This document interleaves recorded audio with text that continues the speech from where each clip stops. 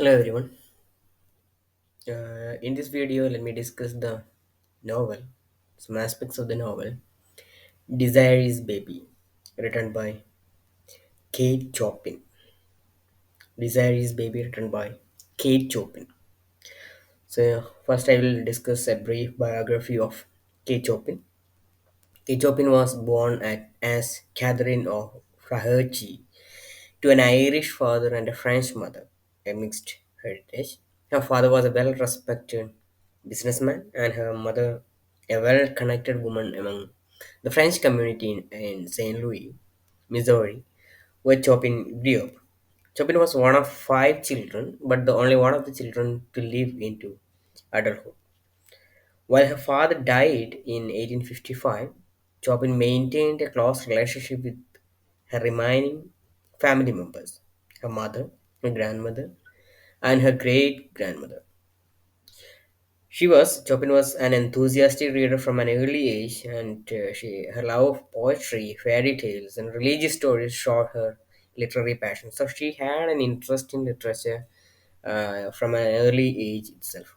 She married at the age of 20 and moved with her husband Oscar Chopin to New Orleans. The couple had six children, the last of which was born when Kate was 28. She was a young mother, and her early adulthood was devoted to married life. So she was basically a housewife or homemaker. After the birth of her children, Chopin's family moved to Cloutierville, a tiny community in Louisiana. This setting became the source of inspiration for much of Chopin's writing, particularly her exposure to and interest in the Creole culture that features in her stories. Oscar Chopin died in 1882, and while Kate attempted to run his business, which was drastically in debt. She abandoned the attempt after 2 years and moved her family back to St. Louis to rejoin her mother. Unfortunately, Chopin's mother died a year later, and Chopin suffered from depression after the succession of losses. Chopin turned to writing as a solace and a way to process her experiences. And by the 1890s, she was writing and publishing frequently. She received a little critical success during her lifetime, despite the recognition she has received posthumously. Her work was overlooked due to its local ideas and imagery, or resulted in controversy for its portrayal of women's roles, especially very progressive ideas. Most criticized was her 1899 novel The Awakening, which is now recognized as an important early feminist text. She died in 1904 at the age of 54 from a brain hemorrhage. So, when we talk about the biography of Kate Chopin, we need to take it into consideration the fact that she was of mixed lineage. Her father was an Irishman and her mother was a French. So, she has this hybrid culture. That is one thing. And she had an interest in literature from an early age that may have resulted in her becoming a writer herself. And then her own family moved to Cloutierville, and this became a place of setting in most of her novels.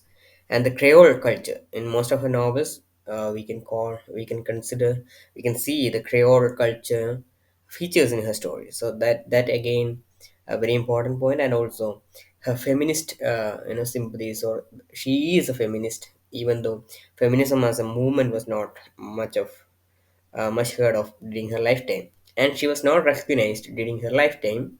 Only much later she was being celebrated as a writer. And now I am moving to the historical context. So then I think you may be able to guess what would be the historical context. Basically, mostly it is the Creole culture, of course, slavery, and the Southern Creole culture. So Chopin's work is directly influenced by Southern Creole culture. This culture is the product of the immigration of French and Spanish immigrants into Louisiana prior to the Louisiana Purchase. Later immigrants have contributed to the culture and traditions of this region, but the term Creole arose to refer to person born in the colonies rather than their mother country. This culture was influenced by slavery in the United States. Prior to the Civil War, the American South was culturally organized around slavery as a racial caste system. White skinned Creoles became wealthy plantation owners and also participated in the cultures slavery produced. The Creole culture is often identified with a distinct language, which is a French and West African hybrid, demonstrating one aspect of the impact of the transportation of numerous African slaves into the region. So you need to take into consideration the history of colonialism, and also you need to take it into consideration the language, the Creole language, which may have been used in the novel as well, and in various other post-colonial fiction you can find Creole, and in language and post-colonial theory itself, what is Creolization, etc. You can read about more. So this is one background of the novel. When we talk about the historical context, one thing is the Creole culture, Southern Creole culture, and also associated with this the slavery. And another major historical aspect of this work is feminist themes. Many of Chopin's progressive ideas and her exploration of the roles of women in society were rejected by the socially conservative environment in which her work was received. In this way, Chopin was ahead of her time.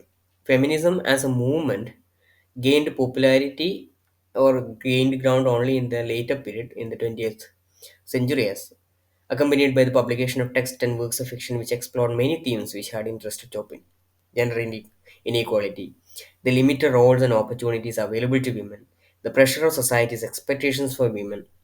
Despite Chopin's limited acceptance in her day, later literary critics and feminist scholars have recognized both her creative genius and her progressive thinking on women's issues. So, we can address this novel from a post-colonial perspective on the one hand, and from a feminist perspective on the other side. So, when it comes to the storyline, the summary, kind of a summary, so, Madame Valmonte travels from her home on a Louisiana plantation to the neighboring plantation to visit her recently married daughter, Desiree. Desiree has given birth to her first child, and Madame Valmonte reflect that it seems not so long ago that she first held Desiree herself as a baby. Desiree was found by Monsieur Valmonte as an infant abandoned in the shadow of the stone pillar at the gate of their plantation. The Valmonte accepted the girl as their own, and Madame Valmonte believed that the child had been sent to her by Providence because she couldn't bear children of her own. So this Madame Valmonte and her husband didn't have children. They were a wealthy landowners, plantation owners. They didn't have children, and they found this abandoned child, which later they named as Desiree, in an abandoned way, and they thought that it is the God that uh, gave them this child. And now this infant baby has grown up, and she got married, and now Madame Valmonte is traveling to visit Desiree's child. No, so she take took this child as her own, and married to her, to a wealthy man, and now they have a granddaughter. So 18 years later, Desiree was standing near the same stone pillar where her adoptive father found her when Armand Aubigny, the young heir of the neighboring plantation La Abri, rode past and fell in love with her at first sight. Armand fell in love suddenly and deeply, and nothing could persuade him to give up Desiree, despite Monsieur Valmont's caution about her mysterious past. Armand ordered Desiree's fine clothes and gifts from Paris, and the wedding took place. So it was a love affair, and she got married to a wealthy man and named Armand. Even though he knew the background, so he knew even before the marriage that Desiree was from a mysterious background, which means that nobody knows who her parents are. So Madame Valmonte now arrives at Le Albrie, I think, for her visit. She shudders at the foreboding appearance of the plantation house, which is cast into shadows by large oak trees and a low roof. The plantation has grown bleaker under Armand Aubigny's strict rule compared to the ownership of his father. She grieves her daughter and her daughter's baby, where they are reclining inside on a couch in soft muslin and lace. Upon seeing the child, Madame Monji says, "This is not the baby." Desiree exclaims of how much the child has grown and changed in a few short weeks. She says that he cries so loudly that a man can hear him as far away as La Blanche's cabin. Madame Almanji examines the child closely and then slowly asks her daughter what her husband says about the child. Desiree reports that Armand is immensely proud and in great spirits. She shares with her mother that Amman has not punished any of his slaves as he used to do since their baby was born. He then even laughed about a slave who feigned injury to avoid work. Marriage and fatherhood has softened Armand's character. Desiree loves him regardless of his mood and his temper. So we will be getting a picture of a very good family life. Uh, this Armand loves Desiree very much and also the child, but also we will be getting a picture about his character, how he is very cruel normally, and he is a very bad tempered person. But after the birth, and also he's a plantation owner, and he keep slaves, and he misbehaves with them, as it is his right or something. He thinks he had a right to have that kind of a character.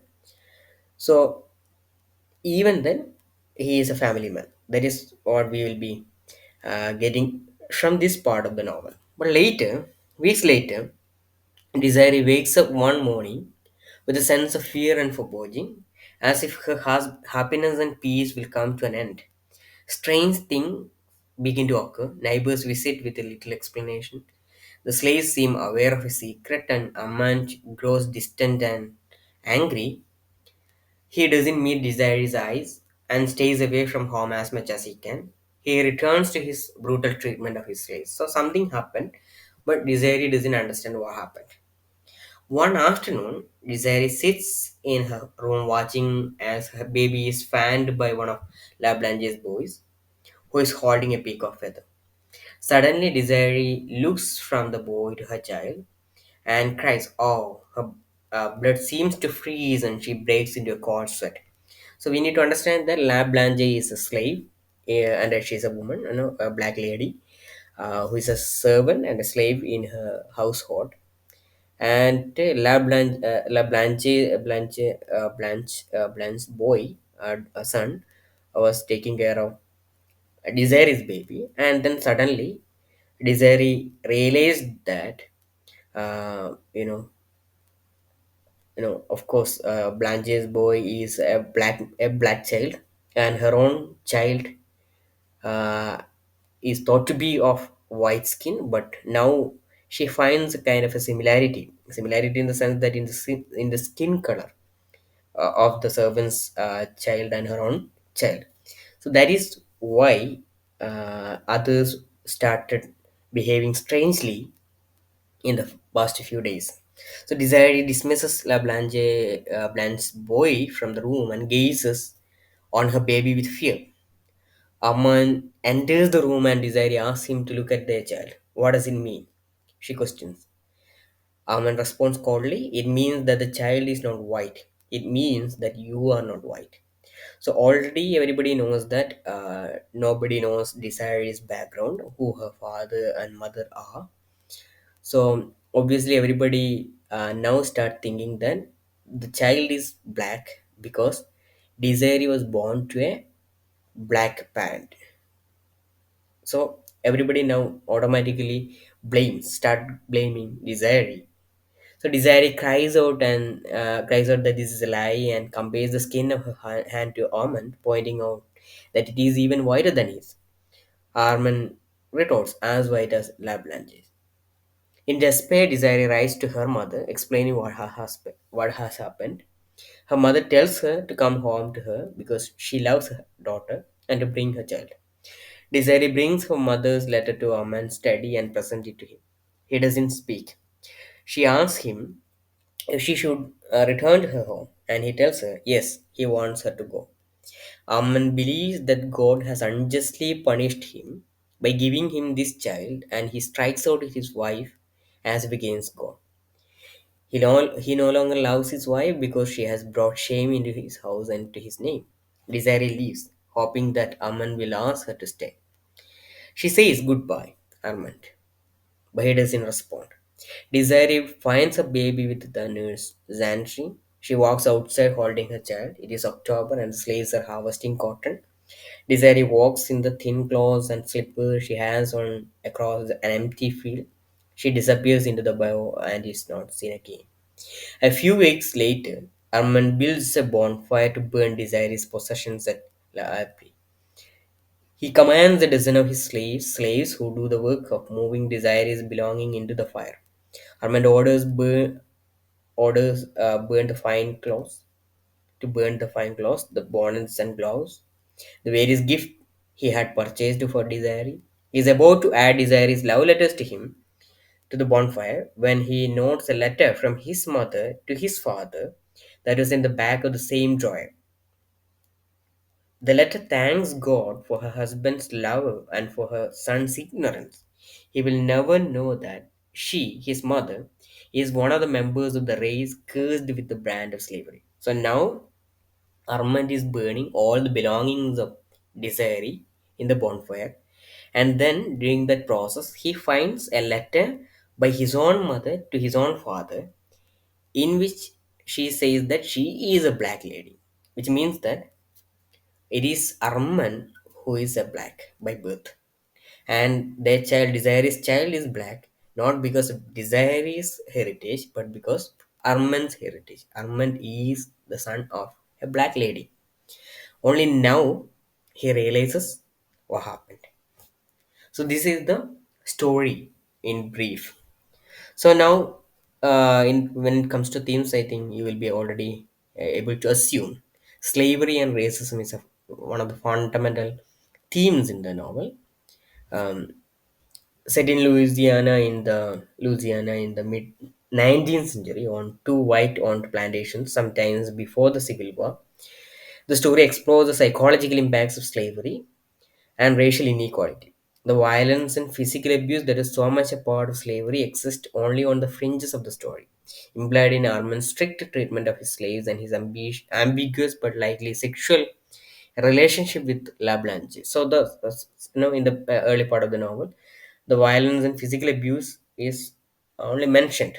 The way he treats his slaves, and also he is actually taking possession of the body of La Blanche, who is a black lady, which makes sense given that all of the major characters of the story are the owners of the plantations. Put another way, the story explores the way that racism shapes and distorts the psychology and lives of the white slave owners who control and benefit from it. So it is actually talking about the mindset of the white uh, members of the class.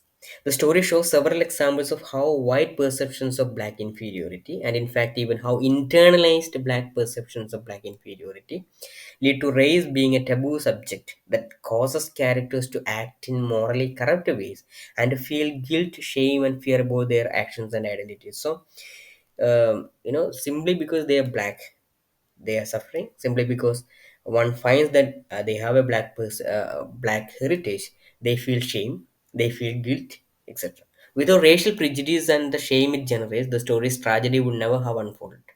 Madame Aubigny wouldn't have felt the need to hide the truth of her own background. So Madame Aubigny is the mother of Armand. She hides her background to her own son. Aman wouldn't have turned against Desiree and their baby when their son's appearance identified him as a mixed race child, a hybrid child. Madame Valmonje wouldn't have kept the reality of the child's background from Desiree despite recognizing the truth herself. So, in the first sight itself, Madame Valmonje understands that the child is black. That is why she asked this question: how the father feels like, how he responds, etc. So, and Desiree, once she realized the significance of her child's features and was accused by Armand of being part black herself, wouldn't have responded with such overwhelming shame that she walked into the bio with her baby, killing herself and the child. But the story pushes further in its condemnation of racism by showing how the racism of its white characters causes them to see a person's race as more important than that person's self. Because fundamentally, other than the fact that the child of Desiree and Armand reveals that it has a racial heritage, that is both black and white. Nothing else has changed. Desire is still the same woman with whom Aman fell in love and who brightened his life. Her baby is the same baby she adored, and she is still the daughter of her loving parents. And yet, the mere fact of her racial history causes some man to reject her and the baby, to cease to see her as the woman he loves, and instead to see her as simply black and therefore beneath him. And for Desiree, essentially, to reject herself and her baby out of shame. The twist ending of the story makes obvious the idiocy and tragedy of this way of seeing the world, with racial background as its most important feature, since it becomes evident that one's racial background isn't obvious at all, and there's nothing to base assessment of oneself or others, or of others. So, or of others. So, this novels, one of the major aspect of this novel is the slavery. So you can uh, take that into consideration. Then you can again read this novel using an intersectional theory, intersection of classism, sexism, and racism in the novel. So there are class issues, sexual, issues, and racial issues, sexual, exploitation.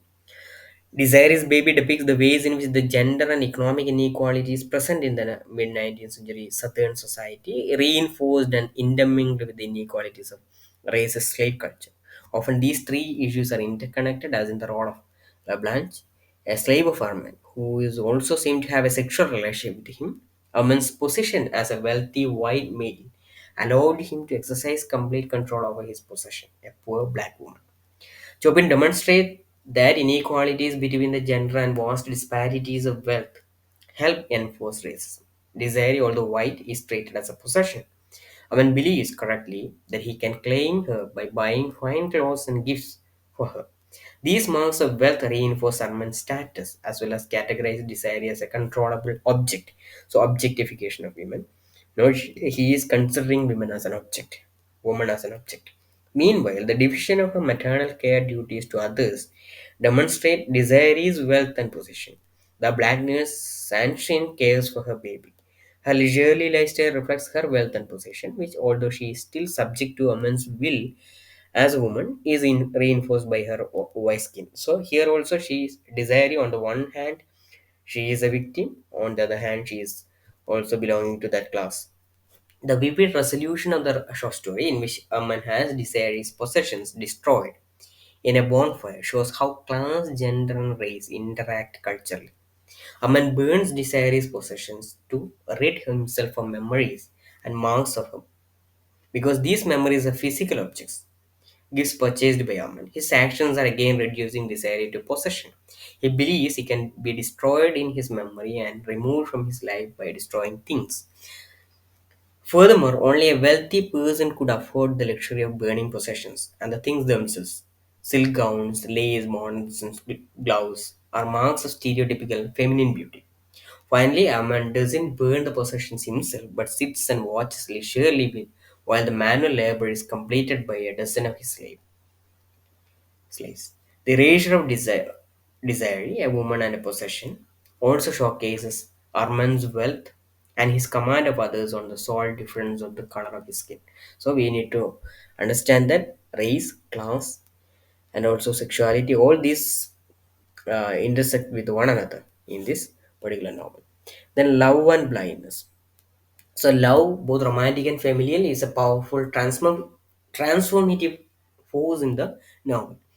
Love primarily works to soften characters. So you can find that Armand is softened by his love for Desiree, and Madame and Monji are transformed when they discover an abandoned child and welcomes her as their own, despite her mysterious and likely impoverished background. So how they have taken this, when Desiree came into their life, they have seen it like a blessing. And Armand, when at first when the child was born, he was also softened, and he changed his behavior, even though it was a short-lived kind of thing. So he, and on the other hand, love can be, you know, you know, another more subversive transformative power in this text, which is particularly revealed through Desire's character, that of blindness to the truth. So, in fact, even before these things, Aman was a cruel man. He misbehaved with others. He had sexually exploited his slave. All this was happening, but Desiree didn't see all this because of her love towards Armand. So love has this blindness to the truth. Desire's love for Armand causes her to overlook his faults and his cruelty. Even when Armand's mood is sore, Desire trembled but loved him. Desire's blindness takes a more extreme form with respect to her baby. Even though other characters, including Amanda and Madame Valmanche, observes the child's features that indicate his black heritage, Desire is initially blind to them. So other characters already identified these features of the baby, but Desire couldn't because of her love. So love can be blind. While blindness is generally considered a negative thing, in this novel one might actually consider it a positive thing because it is when love isn't enough to cause blindness that tragedy unfolds. Aman's mother and father enforce blindness of his own heritage and on her son to protect him out of love, but in doing so allow Armand to believe in the stereotypes and hierarchies that cause him to abandon his wife. So if Aman's mother already informed him about his heritage, he wouldn't have behaved in this way.